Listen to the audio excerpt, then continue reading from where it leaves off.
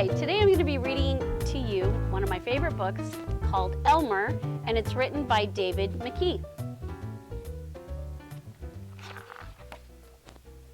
There was once a herd of elephants.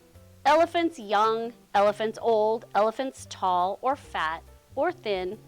Elephants like this, that, or the other. All different, but all happy and all the same color. All, that is, except Elmer. Elmer was different.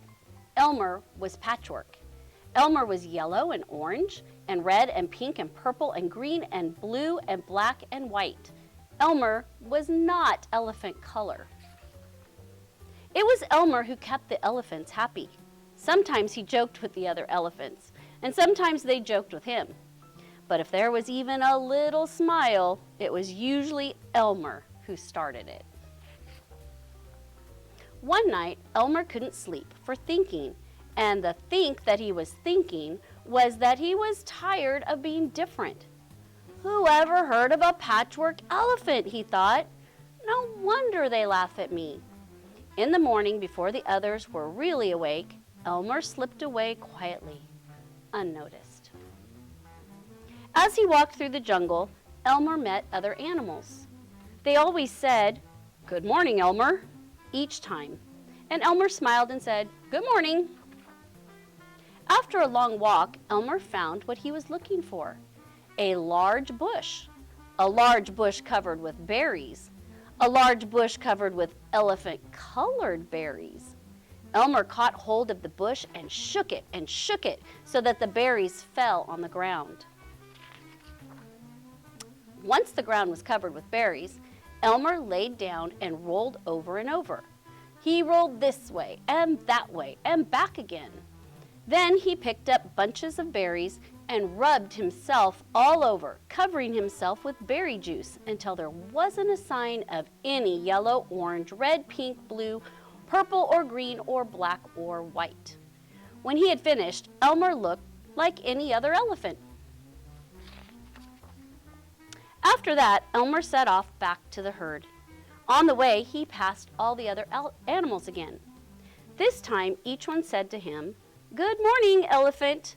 And each time, Elmer smiled and said, "Good morning," pleased that he wasn't recognized. When Elmer rejoined the other elephants, they were all standing quietly. None of them noticed Elmer as he worked his way to the middle of the herd.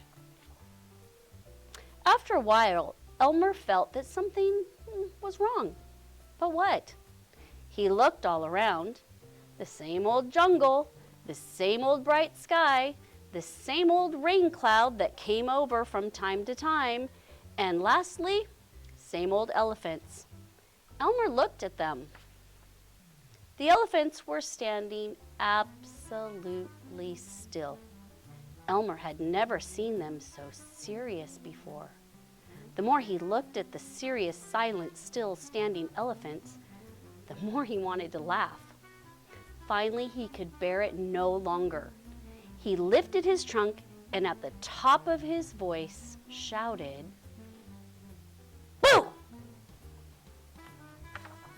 The elephants jumped and fell all ways in surprise. "Oh my gosh and golly," they said, and then they saw Elmer helpless with laughter. "Elmer," they said. "It must be Elmer." Then the other elephants laughed too, and as they had never laughed before. As they laughed, a rain cloud burst, and when the rain fell on Elmer, his patchwork started to show again. The elephants still laughed as Elmer was washed back to normal. "Oh, Elmer," gasped an old elephant, "you've played some good jokes, but this has been the biggest laugh of all. It didn't take you long to show your true colors."